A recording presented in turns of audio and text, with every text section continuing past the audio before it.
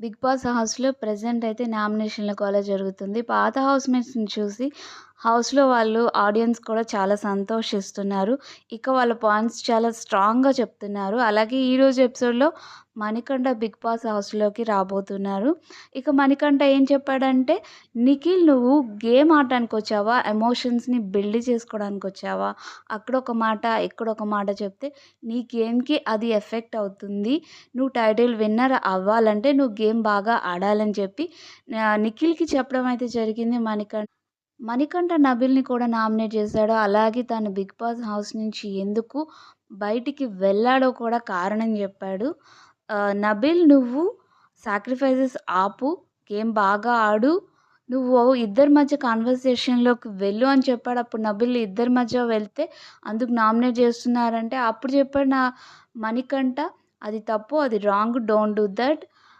ఈ మాట చెప్పి నన్ను ఫిఫ్త్ వీక్, సిక్స్త్ వీక్ బయటికెళ్ళేలా చేశారు. మీ నుంచి దూరం పెట్టారు.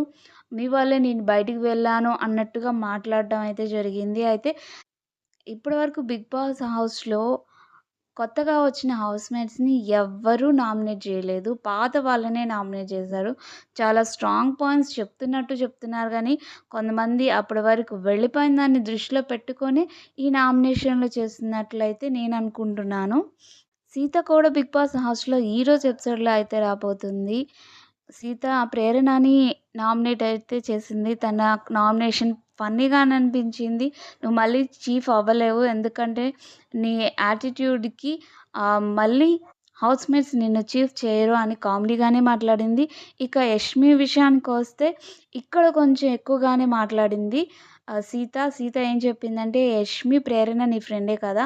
ముందొక మాట, ఎనకొక మాట చెప్పొద్దు" అని చెప్పింది. అలాగే "నువ్వు చాలా స్ట్రాంగ్ వుమెన్‌వి" అని కూడా చెప్పింది. ఇక సీత ఏం చెప్పిందంటే, "నువ్వు నిఖిల్‌ని ఎప్పుడైతే లైక్ చేస్తున్నావో అప్పుడే నీ గేమ్ మొత్తం పోయింది. నువ్వు స్ట్రాంగ్ పాయింట్స్‌కి మాట్లాడమని" చెప్పింది. "నువ్వు స్ట్రాంగ్ వుమెన్‌వి. నిన్ను ట్రాప్‌లో పడేయాలని నిఖిల్ చూస్తున్నాడు" అన్నట్టుగా మాట్లాడింది. అయితే అది వింటూ కొన్ని రియాక్షన్స్ అయితే ఇచ్చింది యష్మి. కొంచెం ఫోర్స్ కొట్టింది.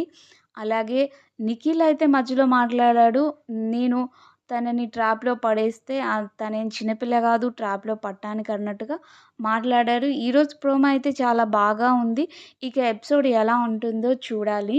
ఈ వీడియోస్ కనుక మీకు నచ్చితే లైక్ చేయండి, సబ్స్క్రైబ్ చేయండి. Thank you for watching.